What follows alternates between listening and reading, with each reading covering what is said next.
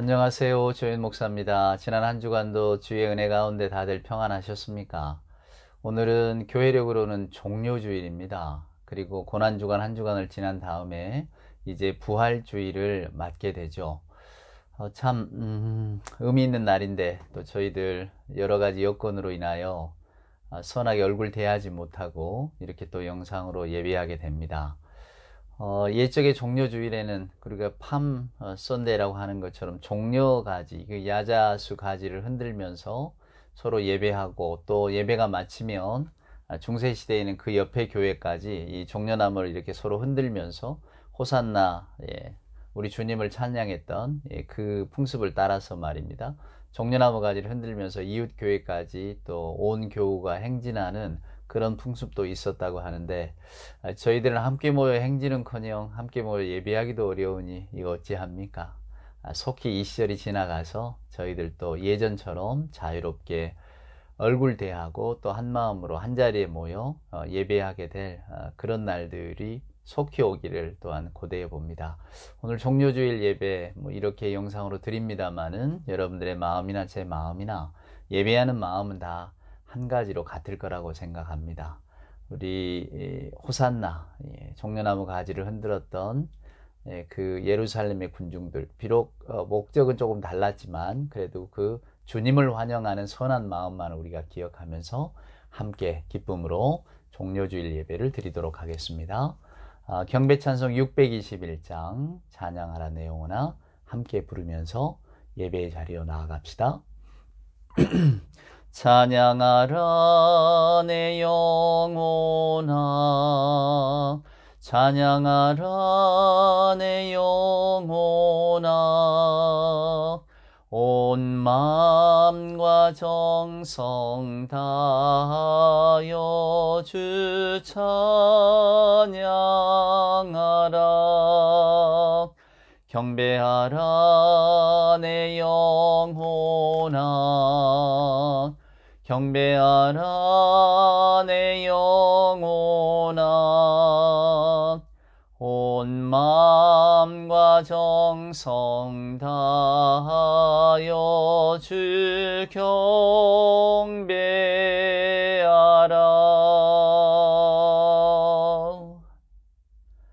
사도신경으로 우리들의 신앙을 고백합니다.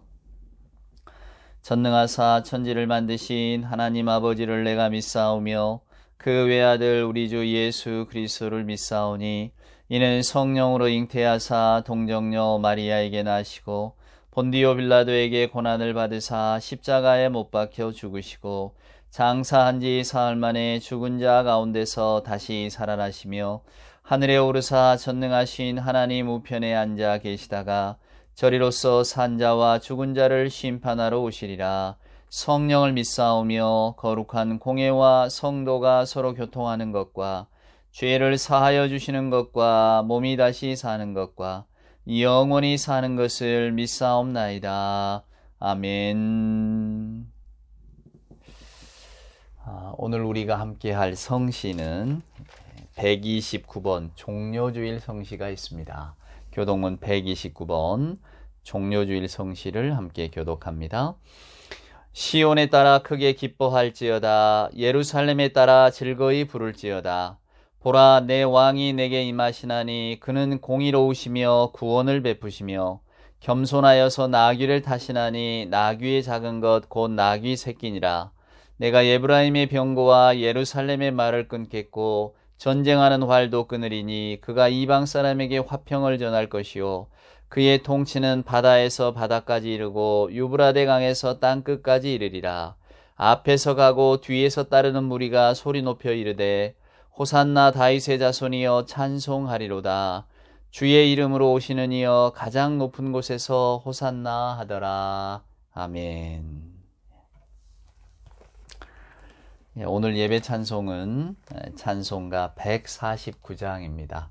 주 달려 죽은 십자가 우리가 생각할 때에 세상에 속한 욕심을 헛된 줄 알고 버리네. 모든 찬송가가 그러합니다만은 저는 특히 이 찬송가의 가사가 마치 우리들이 하나님 나라에 가기 전까지는 항상 올려야 할 기도의 제목들 같아서, 그 기도의 내용들 같아서 이 찬송을 부를 때마다 마음이 조금 더 각별해집니다. 찬송가 149장, 오늘은 1절로 4절까지를 다 불러보도록 하겠습니다. 가사를 내 기도의 내용이다 생각하시고 함께 찬송하겠습니다. 주 달려 죽은 십자가 우리가 생각할 때에 세상에 속한 욕심은 헛된 줄 알고 버리네. 죽으신 구주 밖에는 자랑을 말게 하소서. 보혈의 공로 힘입어 교만한 마음을 버리네. 못 박힌 손발 보니 큰 자비 나타내셨네. 가시로 만든 면류관 우리를 위해 쓰셨네. 온 세상 만물 가져도 주내 못 따갑겠네. 놀라운 사랑 받은 나 몸으로 제물 삼게 했네. 아멘. 기도하십시다. 기도합니다. 주 달려 죽은 십자가 우리가 생각할 때에 세상에 속한 욕심을 헛된 줄 알고 버리네. 사랑의 아버지 하나님, 이 땅에 복된 아들 예수 그리스도를 우리의 구원을 위해 보내주시고, 오늘은 특별히 주님 예루살렘으로 입성하시던 그 종료주의를 기억하며 저희가 함께 예배케 하시니 하나님 감사합니다. 여전히 세상의 욕심으로만 가득 차 있는 저희들이 감히 주 달려 죽은 십자가를 바라볼 수나 있는지, 하나님 심히 아버지 하나님 앞에 저희들의 죄스러움을 다 내려놓고 또 연약한 마음, 부끄러운 마음, 머리를 조아리오니 주여 사랑과 은총을 베푸사 오늘 이 자리에 모여 함께 예배하는 저희들의 심령 가운데 찾아오셔서 오직 우리 주님의 그 순수하고 거룩한 피로써 우리들을 깨끗게 정화시켜 주옵기를 간절히 소원합니다. 아버지 하나님, 이 종료주의를 지내고 또 고난주간을 보내면서 저희들 마음속에 똑같은 기도 제목이 자리 잡기를 소원합니다.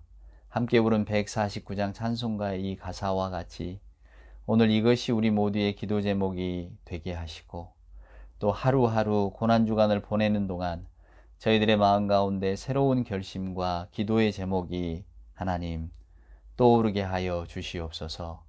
먼저는 나로 인하여 상처받은 사람들을 기억하게 하시고 그들에게 마음으로나마 기도로서 용서를 구하며 용서를 빌며 기도의 자리로 나아갈 수 있도록 주님 도와주시옵소서. 유리하다고 교만하지 않으며 불리하다고 비굴하지 않도록 진실로 스스로를 생각하여 나쁜 삶의 모습을 따라가지 않는 그런 결단의 기도 또한 드릴 수 있도록 하나님 도와주시옵소서. 저희들은 그동안 남이 잘못한 일은 크게 말하고 제 스스로의 허물은 숨기며 중요한 이야기 또 남이 상처받은 이야기도 그저 스스럼 없이 내뱉곤 했던 저희들의 연약함을 아시오니 하나님 용서하여 주옵시고 저희들이 고난주간을 지나는 동안 남에게 원한 품지 않으며 듣지 않는 것 들었다 하지 않고 보지 않는 것 보았다 하지 않도록 하나님 도와주시옵소서. 남이 내 뜻대로 순종하지 않기를 바라며 세상살이에 곤란함이 없기를 바라는 그런 연약함을 하나님 다 내려놓게 하시고 매 순간순간 하나님이 허락해 주신 이 귀한 생애의 시간들을 최선의 시간이 될 수 있도록 하나님 성실하게 살아가도록 도와주시옵소서.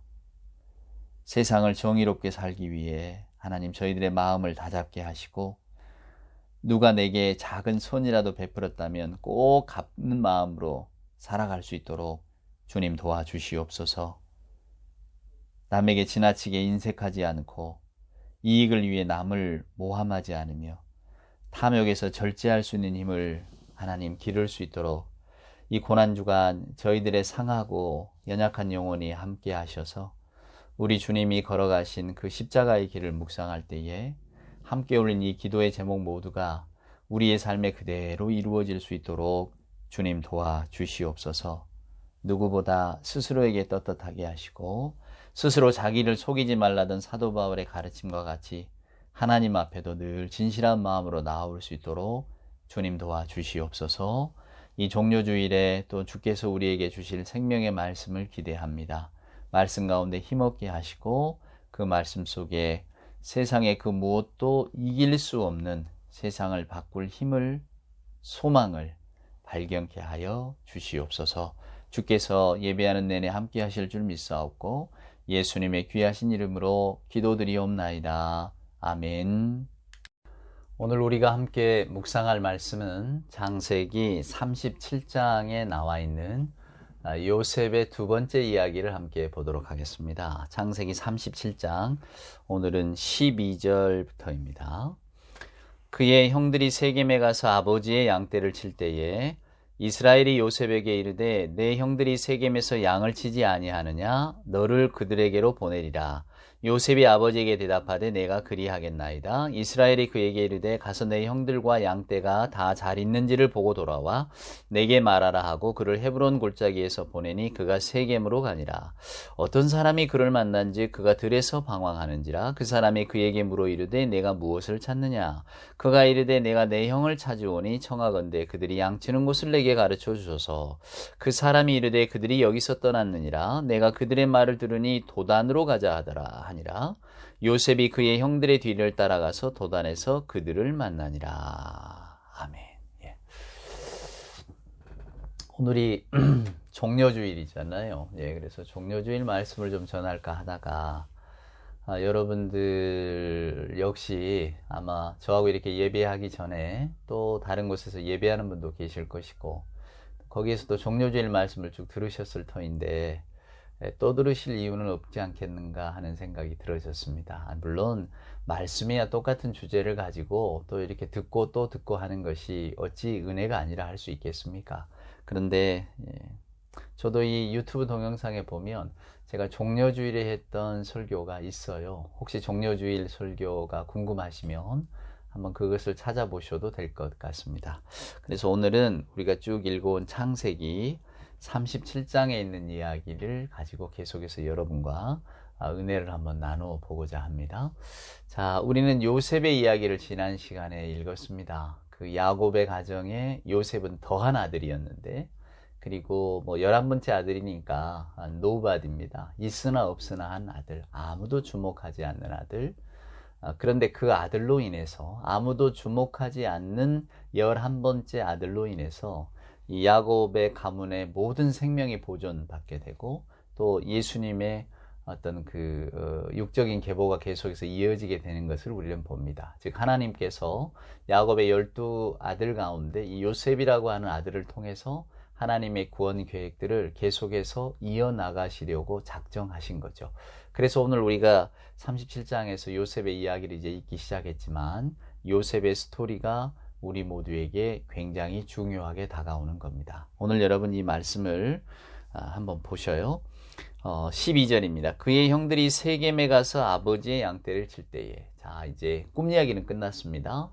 꿈을 꾸고 형들은 여전히 요셉을 시기하고 싫어했지만 아버지 야곱만은 하나님의 약속이 저 아이에게 있구나라고 하는 것을 깨달아 알지 않았겠습니까? 그래서 이제 열 아들이 전부 다 이제 그 양을 치러 나갈 때, 고대 세계의 양이라고 하는 것은 가업이잖아요. 가계의 사업이기 때문에 그 양들을 잘 치는 것이 어쩌면 가족의 전체 생계와 삶에 관련이 있으니까, 자, 이 아들들이 다 총출동을 해서 양들을 먹이러 갔나 봅니다. 근데 이제 어느 날 그 아버지 야곱이 요셉을 불러 내 형들이 있는 곳을 가서 네가 좀 보고 오너라.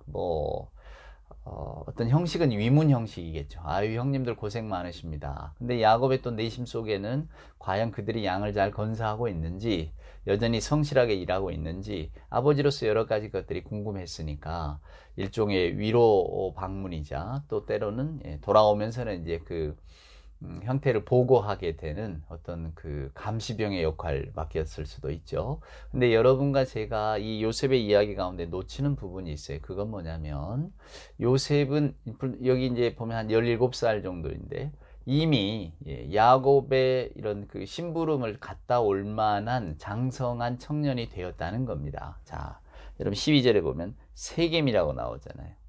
세겜이라고 하는 땅이 지금 야곱이 머물러 있는 헤브론 골짜기에서 약 100여 킬로가 넘는 곳입니다. 어마어마한 거리죠. 그래서 걸어서는 사나흘이 좋게 걸리는 거리입니다. 근데 거기를 그 아들을 보냈다고요? 물론 요셉 혼자 보내지는 않았을 겁니다. 여러분이 아버지 야곱이라면 요셉 혼자 보냈겠습니까? 당연히 누군가를 딸려 보냈겠죠. 근데 우리가 여기서 또 간과해서는 안 되는 것이 세겜이라고 하는 곳입니다. 아들들이 지금 양을 치고 있다는 곳이 세겜이라고 하니까 오늘 야곱의 마음의 한구석에 불안이 생겨납니다. 왜 그렇습니까? 세겜 땅에서 시므온과 레이가 벌였던 일들이 있잖아요. 하몰, 세겜의 주장이었던 하몰 기억나시죠? 그 일가를 다 멸족을 시켜버렸잖아요. 디나의 일로. 그러니까 주변에 있는 사람들이 어찌됐건 야곱의 가문에서 행했던 일들에 대해서 좋은 시선이 아니다 그 말입니다. 근데 그 양떼를 몰고 풀을 찾다 보니까 세겜 근처까지 간 모양입니다. 야곱이 걱정이 됐겠죠. 혹시 무슨 병고를 당하지는 않았을까? 뭐가 어려운 일이 있지는 않았을까? 여러분 어찌 그렇게 생각하지 않겠습니까? 당연히 그렇게 생각하겠지.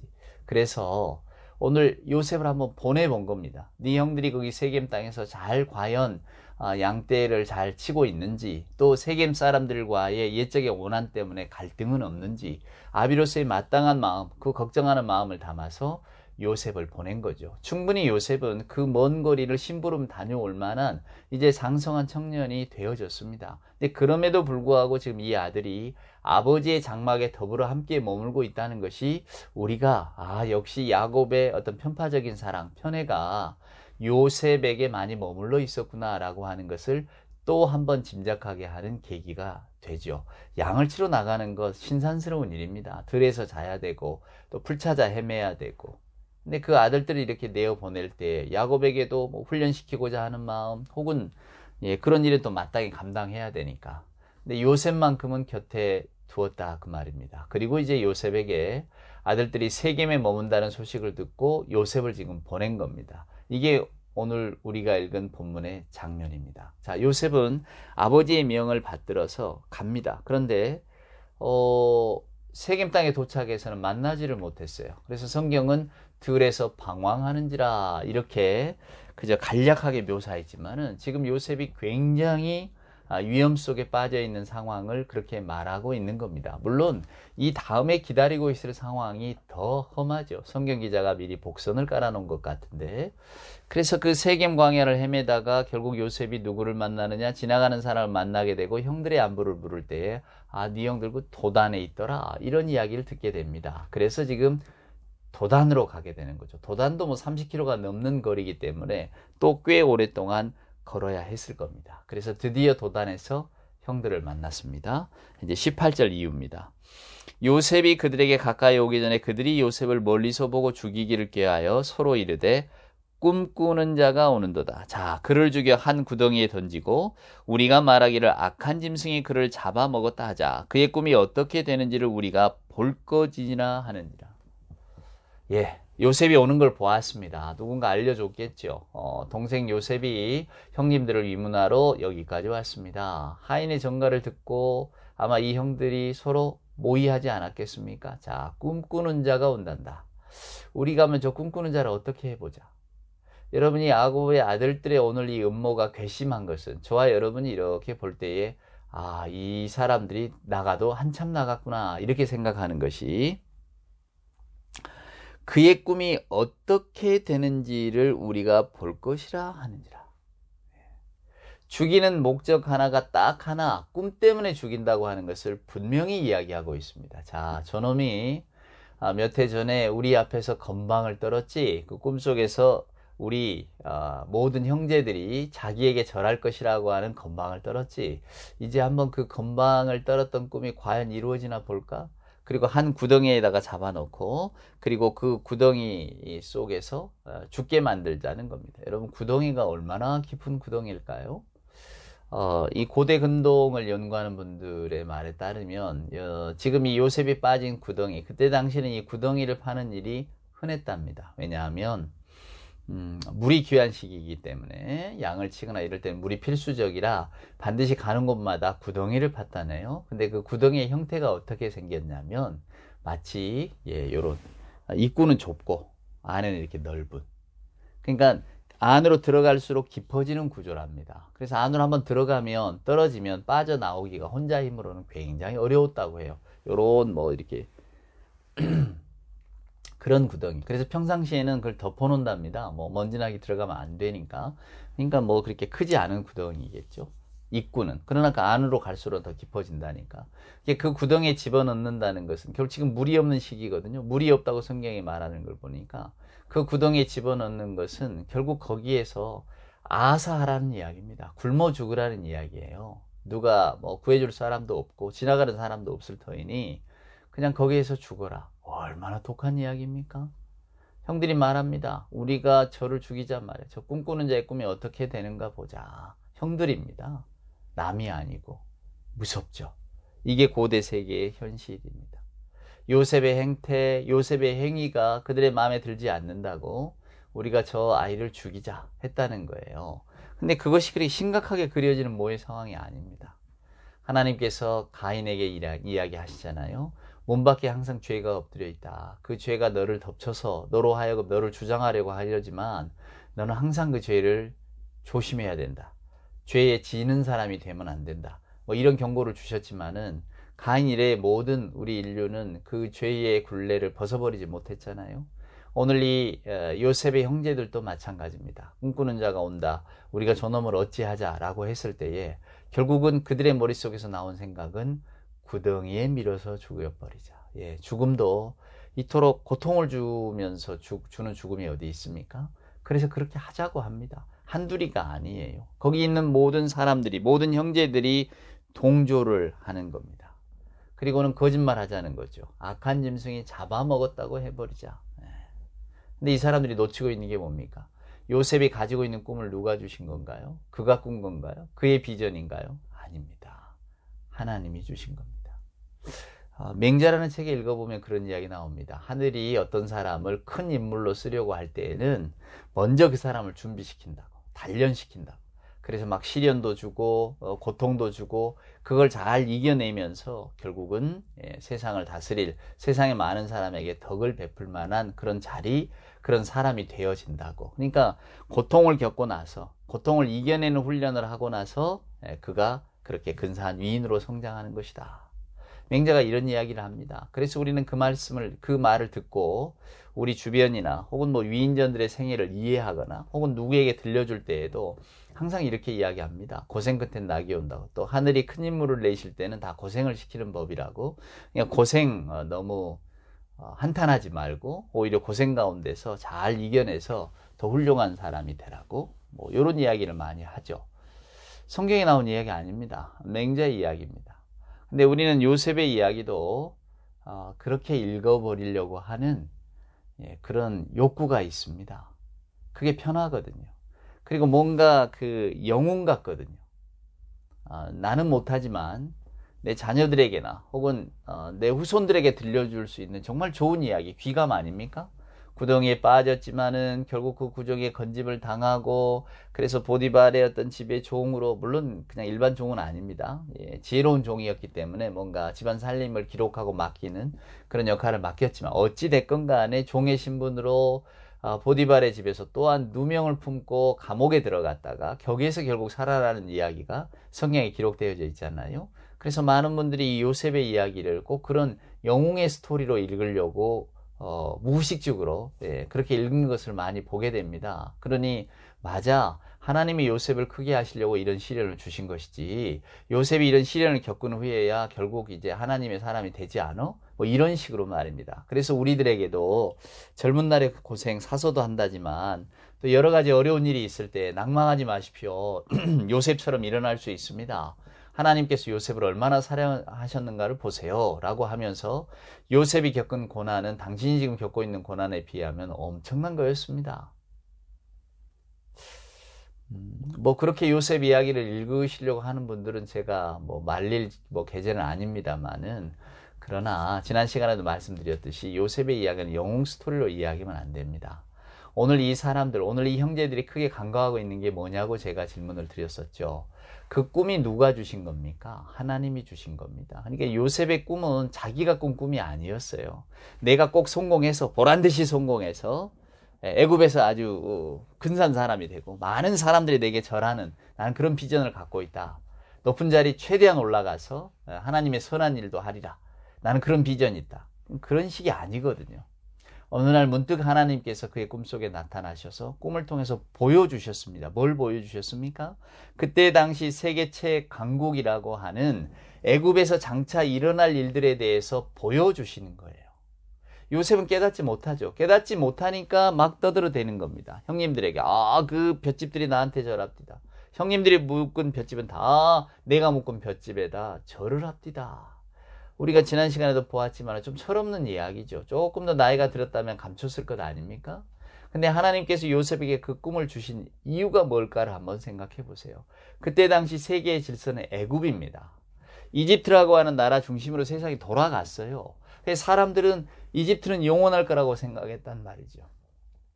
그것이 애굽의 역사가 보여주는 겁니다. 근데 오늘 이 요셉에게 하나님의 꿈이 주어지잖아요. 무슨 이야기입니까? 하나님이 주시는 꿈은 세계 역사를 뛰어넘는 겁니다. 애굽의 질서를 넘는 거예요. 이렇게 말씀드리면 그래 맞아요. 우리가 기도하고 공부하고 준비해서 마치 이런 창세기 37장의 요셉과 같은 그런 힘을 얻어야죠. 또 이렇게 가버리니까 그걸 경계하는 겁니다. 요셉은 자기가 내가 우리 가문을 살려야지, 내가 정말로 어려서부터 꿈을 가지고 살아서 꼭 성공하는 사람이 돼야지, 이렇게 산 게 아니에요. 어느 날 문득 그에게 주어졌던 그 불가해한 꿈의 내용, 물론 누가 들으면 그 꿈의 내용을 얼추 맞출 수는 있지만 그것이 결국 애굽에 닥친 어려움을 이야기하고 그 어려움에서 구할 자가 바로 요셉이다, 이런 이야기로 받아들이는 사람은 없지 않았겠습니까? 그 요셉 역시도 하물며 그랬을 것입니다. 그에게 주어진 꿈의 의미를 모르기 때문에 그렇게 발설을 한 것이고 어려서부터 하나님 소망을 갖고 있었다가 아니란 말입니다.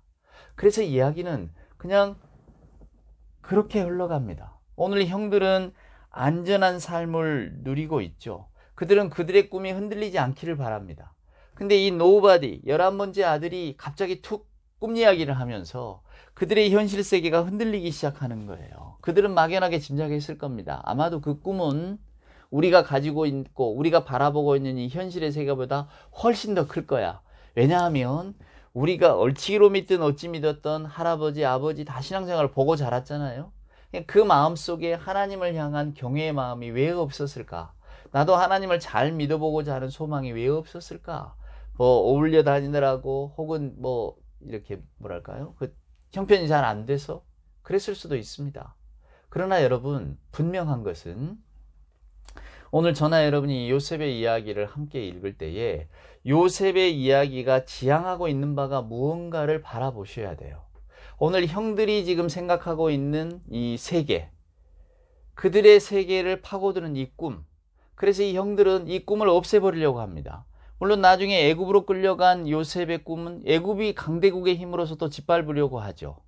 그런데 그 꿈은 누가 지키는 꿈입니까? 하나님이 지키시는, 즉 하나님이 세계 역사를 이렇게 운영하기 하시겠다고 미리 요셉에게 예고한 꿈이기 때문에 그 꿈은 하나님이 주시는 거니까 세상이 어찌할 바를 모르는 겁니다. 요셉은 그 꿈의 의미가 뭔지도 모르고 지금 하나님의 세계 속으로 끌려 들어가고 있는 거죠. 자, 오늘 이야기는 그래서 극적으로 만들어집니다. 자, 구덩이에 빠뜨렸습니다. 이제 죽이려고 해요. 이미 스토리까지 다 짜놨어요. 악한 짐승에 물려 죽였다고 하자. 여러분, 100km가 넘는 거리를 이게 요셉이 왔으니 아버지 야곱도 내가 왜 보냈을까 후회하긴 하지만은 그럴 일은 있을 리가 없다 이렇게 생각하지는 않았을 것 아닙니까? 그토록 험한 길입니다. 또 형제들이 생각하는 어떤 뭐랄까요? 그 핑계는 야곱이 듣기에도 또 누가 듣기에도 그럴듯하다라고 하는 거였습니다. 그러니까 일이 착착착 진행되어져 가는 것처럼 보이죠. 근데 이때 누가 등장합니까? 놀라운 일입니다. 자, 21절 한번 보세요. 르우벤이 듣고 요셉을 그들의 손에서 구원하려 하여 이르되 우리가 그의 생명은 해치지 말자. 르우벤이 또 그들에게 이르되 피를 흘리지 말라. 그를 광야 그 구덩이에 던지고 손을 그에게 대지 말라 하니 이는 그가 요셉을 그들의 손에서 구출하여 그의 아버지에게로 돌려보내려 함이었더라. 무슨 말입니까? 르우벤이 갑자기 나서는 겁니다. 르우벤이 누굽니까? 큰아들이잖아요. 장자의 역할을 갖고 있잖아요. 물론 나중에 야곱이 르우벤을 축복할 때에 그의 장자의 축복권을 다 빼앗아 버립니다. 그리고 누구에게 줍니까? 요셉에게 다 줘버려요. 요셉의 아들이 둘이잖아요. 근데 그 아들 둘에게 다 축복을 해줍니다. 그래서 나중에 이 아이들이 이스라엘의 12지파에 각각 한 지파를 차지하게 되는 어떤 그 기쁨을 누리게 되죠. 그러니까 하여간 이 르우벤이라고 하는 아들이 아버지로부터 신뢰받지 못한 아들입니다. 우리는 그가 아버지의 첩이었던 비라 사건을 잘 알고 있습니다. 아들이 아버지가 살아계시는데 아버지의 첩과 동침한다는 것은 결국은 아버지 자리를 빨리 내게 주시오라고 하는 거거든요. 그러니까 르우벤이라고 하는 사람의 사람됨이 그렇게 아름답거나 뭐 우리가 그저 애정을 갖고 바라볼 그런 종류의 사람은 아니라는 겁니다. 그의 에피소드가 그를 증거하고 있거든요. 근데 오늘은 정말로 뜬금없이 갑자기 르우벤이 나옵니다. 그리고 요셉을 죽이지 말자 그래요. 르우벤이 듣고 요셉을 그들의 손에서 구원하려 하여 이르되. 여러분, 왜 르우벤이 이런 생각을 하게 됐을까? 우리는 알지 못합니다. 그런데 나중에 창세기 42장을 읽어보면 이제 요셉과 그 형들이 만나는 장면이 나오거든요. 근데 그 형들이 그런 이야기를 해요. 요셉에게. 우리가 어려서 동생 하나를 팔았는데 거기에 대한 죄책감이 너무 크다고 말입니다. 그러니까 그 사건을 고백하는 사람이 바로 르우벤입니다. 르우벤은 소심한 사람이었을까요? 여러분, 르우벤은 과연 어떤 사람이었을까요? 르우벤이 말입니다. 그 창세기 42장에 보면 그런 이야기를 해요. 이제 왜 요셉은 형들을 알아보지만은 그 형들은 모르잖아요, 요셉인지. 그래서 요셉이 이제 어떤 그 계획을 가지고 그들을 붙들고 막내 베냐민을 데려오라고 합니다. 근데 이제 그 요셉의 형님들이 다 알잖아요. 베냐민을 야곱이 얼마나 사랑하는지. 그리고 야곱은 이제 말마다 요셉이 죽은 이후로 야곱이 제 삶을 살았겠습니까?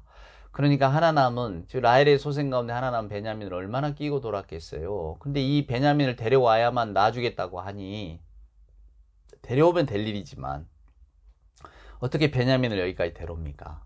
그때 이제 그들이 모여서 하는 이야기가 그겁니다. 우리가 왜 오늘날 이런 어려움을 당하게 될까? 그것은 우리가 우리 아우 요셉에게 했던 때문이다. 르우벤이 나서서 이야기합니다. 이놈들아, 그래서 내가 그때 그러지 말자고 하지 않았느냐. 우리가 그 아들 요셉, 그 동생 요셉에게 행한 일 때문에 그 핏값을 지금 우리가 받게 된다. 이런 이야기를 해요. 여러분 그 맥베스 아십니까? 셰익스피어 4대 비극 가운데 그 맥베스라는 작품 말입니다. 그 영화가 많이 나와 있어요. 영국도 하지만 영화나 책을 꼭 한번 보시기를 바래요. 얼마나 우리 인간에 대해서 정말로 무시무시할 정도의 통찰을 가지고 있는지 모릅니다.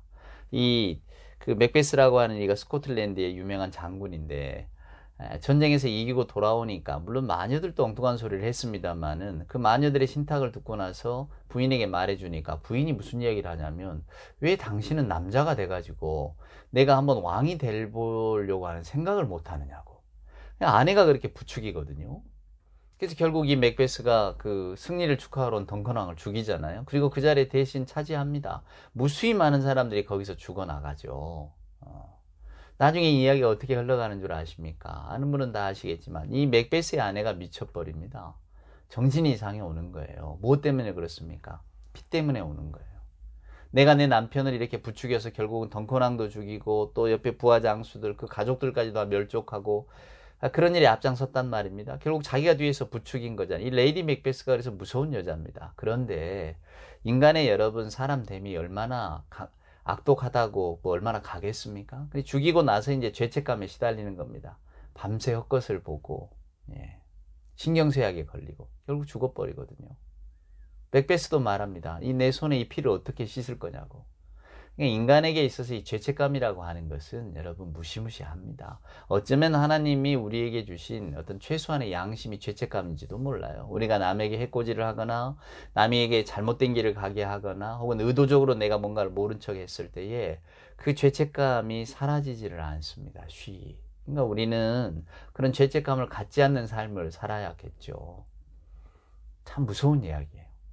그래서 저도 그 맥베스를 보면서 아주 이렇게 그 무서움의 전율이 이렇게 일었었는데 오늘 르우벤도 똑같은 이야기 합니다. 내 동생의 피가 우리가 그 피값 흘린 피값을 우리가 지금 받고 있는 거라고.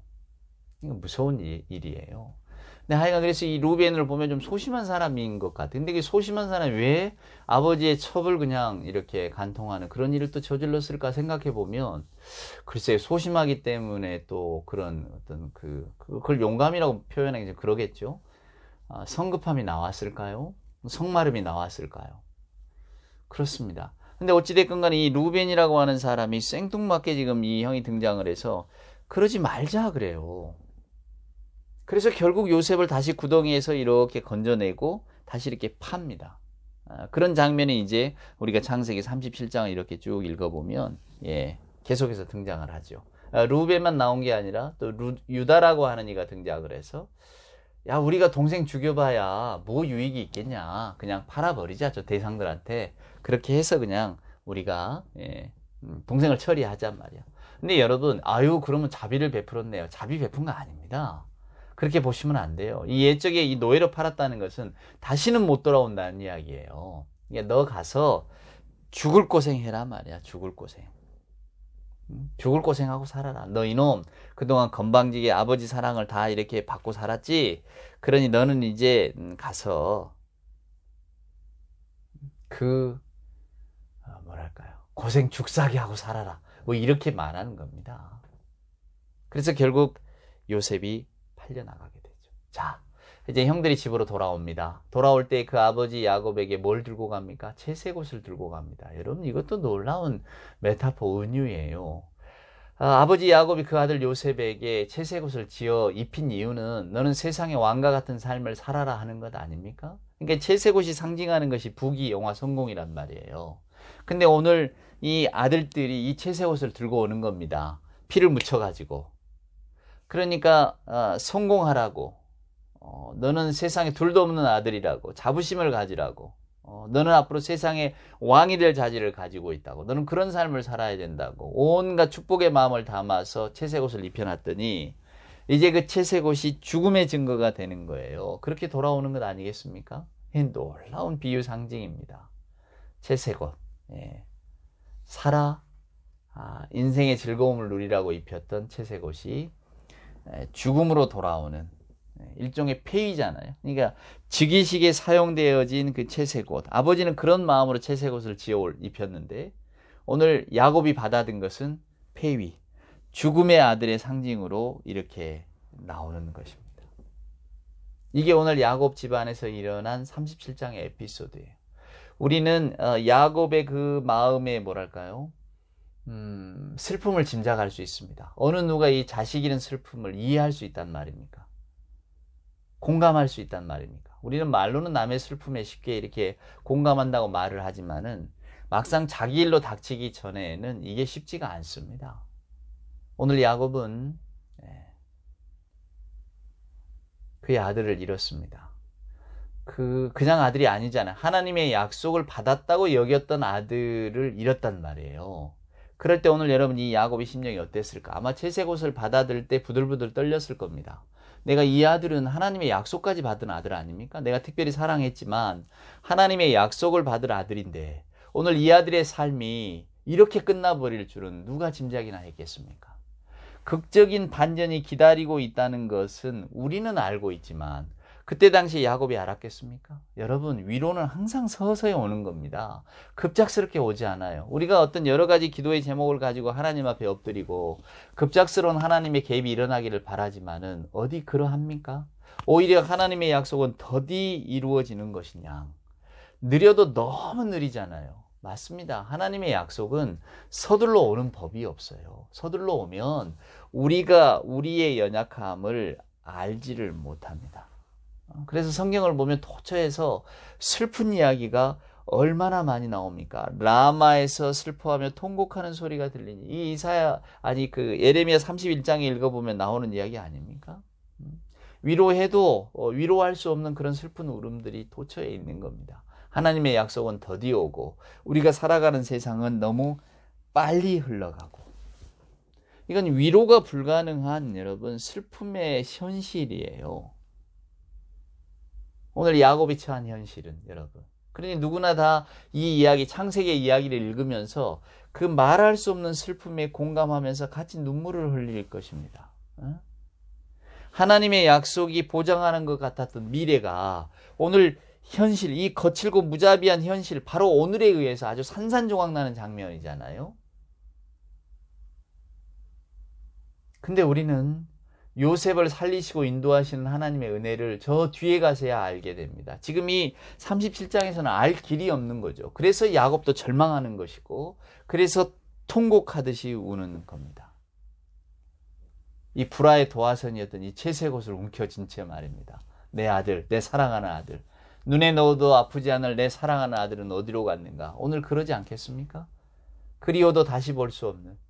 근데 이 야곱이 그럼 그 세월을 어떻게 견딜까요, 여러분? 그는 기도하며 인내하며 견뎠겠죠. 그래서 나중에 요셉의 살아있음을 알게 되고 그리고 요셉이 마련한 땅으로 건너가게 되고 이거 얼마나 정말로 이 야곱의 인생에 드라마틱한 일입니까? 근데 여러분 성경이 그럼 뭘 가르쳐 주느냐? 성경은 맹자가 아니에요. 이렇게 어렵게 살아서 힘들게 살아서 훈련받고 또 그가 뭐 아주 근사하게 나중에 애굽을 다스리는 그런 왕이 되었다. 그래서 위인이 되려면 다 어려움도 겪어야 된다. 이런 이야기가 아니란 말입니다. 오늘 요셉의 삶 가운데 흘러가는 이런 삶의 이야기들 우리는 전혀 예측할 수가 없어요. 도대체 요셉의 삶이 어떻게 되어질지 우리는 알 길이 없잖아요. 물론 성경을 읽으니까 그 끝을 알고 있지만은 그 도중 우리가 그 와중에 있다고 한번 생각해 보세요. 그 도상 위에 있다고 생각해 보면 도대체 내게 내일 무슨 일이 일어날까 얼마나 여러분 두렵겠습니까? 근데 성경은 그 두려움 가운데 하나님의 약속은 항상 신실하게 지켜지고 있다고 우리에게 가르쳐 주는 거예요. 그러니까 오늘 이 요셉 이야기도 마찬가지입니다. 요셉 그가 앞으로 겪게 될 인생이 얼마나 이렇게 굴곡진 인생이고 얼마나 놀라운 일들이 도처에 숨어 있는지 모르지만 그럼에도 불구하고 이 요셉의 인생을 끌어가는 힘은 요셉이 아니라 하나님이라고 말입니다. 요셉이 내가 성공하자는 열망을 가지고 고통도 아주 그냥 좋은 밑거름, 자양분 삼아서 내 인생에 나는 성공할 수 있다. 나는 성공한다. 그리고 나는 성공했다. 이걸 보여주는 스토리가 아니에요. 우리가 전혀 예측할 수도 없고 그래서 불가해한 거죠. 예측할 수 없으니까. 단지 한 치 앞도 내다볼 수 없는 이 혼란스러운 미래, 우리 인생의 미래도 마찬가지잖아요. 내일 무슨 일이 일어날지 우리는 아무도 모르고 있잖아요. 근데 그 인생의 길을 살아가는 동안에 얼마나 많은 회의와 두려움이 덮치겠습니까? 오늘 이 야곱도 아들을 잃어버렸단 말이에요. 그걸 누가 위로할 수 있겠습니까? 이제 그에게 세상은 어두운 세상인 거죠. 그런데 하나님의 약속이 지켜지고 있잖아요. 그래서 우리는 이 장면을 보면서 또 평안을 얻는 겁니다. 왜? 세상의 역사는 불완전한, 어디로 튈지 모르는, 또 무슨 일을 겪을지 모르는 인간에게 달려있는 게 아니라 저 전능하시고 변함없는 하나님의 손에 달려있으니 말입니다. 그 하나님께서 이 역사를 친히 이끌어 가신다고 우리에게 성경을 통해서 약속을 해주시잖아요. 그러니까 우리가 비록 아들 잃은 야곱의 심정 같을지라도 내 하루아래의 삶을 내다보면 이게 도대체 나는 어디서 소망을 얻을까? 그런 절망 가운데 있다 할지라도, 그리고 그런 생각이 이렇게 엄습해 온다 할지라도 오늘 이 야곱의 슬픔과 야곱의 고통을 한번 생각해 보십시오. 채색옷, 찢어진 채색옷을 앞에 두고 눈물 흘리는 이 아버지의 모습, 세상에 무엇이 그를 위로할 수 있단 말입니까? 그러나 하나님의 약속은 그 가운데에서도 변치 않고 흘러가는 겁니다. 이것이 하나님의 역사이고 하나님을 믿는 우리들의 든든함입니다. 여러분 부디 요셉의 이야기를 통해서 하나님의 역사하심, 세상 속에서 역사하심이 과연 어떤 종류의 것일까를 한번 곰곰이 생각해 보십시오. 하나님은 개개인과 만나는 분이 아니고 개개인과 대결하는 분이 아니라 이 전 세상을 하나님이 만드신 이 아름답고 복된 이 삶의 현장을 어떻게 하나님의 손으로 하나님께로 선하게 다시 돌릴 수 있을 것인가, 이것을 고민하시는 분입니다. 그것이 오늘 요셉의 이야기를 통해서도 우리에게 주어지고 있죠. 아무쪼록 오늘 이 말씀, 요셉의 이야기를 마음속에 깊이 새기시기를 소원합니다. 요셉에게 임하셨던 감추어진 하나님의 그 놀라우신 능력에 대해서도 한 번 더 생각하시고요. 이제 38장의 이야기는 제가 기도 중입니다. 이걸 해야 되나 말아야 되나. 그러니까 다음 주일에는 부활주일로 뵙고요. 그 다음에 창세기 39장으로 가서 요셉의 이야기를 이어갈지, 유다와 다말 그 며느리 에피소드를 한 번 더 이야기하고 갈지, 그건 아직 정하지 못했지만 하여간 주님의 말씀은 이렇게 기대하는 마음이 있어서 저는 참 좋습니다. 오늘이 종료주일입니다. 말씀드렸듯이 호산나, 다윗의 자손으로 오시는 이여 호산나. 그것을 꺾어 들고 예수를 환영했던 그 사람들, 그 순수한 마음만 생각하시자고요. 다른 건 생각지 말고. 그래서 우리도 오늘 이 예배가 그 주님을 환하게 맞는 그런 어떤 그 정문과 같은, 창문과 같은 예배였기를 소원합니다. 부디 여러분들 이 말씀 속에 한 번 더 깊이 생각하고 상고하는 그런 한 주간 보내시기를 바랍니다. 기도하겠습니다. 이제는 우리 구주 예수 그리스도 크신 은혜와 아버지 하나님의 만극하신 사랑하심과 자비하신 성령님의 함께하심이 종료주일을 맞아 기쁨으로 예배하며 감사함으로 주님의 십자가를 바라보는 우리 예배하는 모든 교우들 머리머리 위에와 저들의 삶과 또한 저들의 간절한 기도의 제목들 위에, 주님 사랑하시는 복된 교회 위에 이제로부터 영원 무궁토록 함께하여 주옵기를 간절히 축원하옵나이다. 아멘.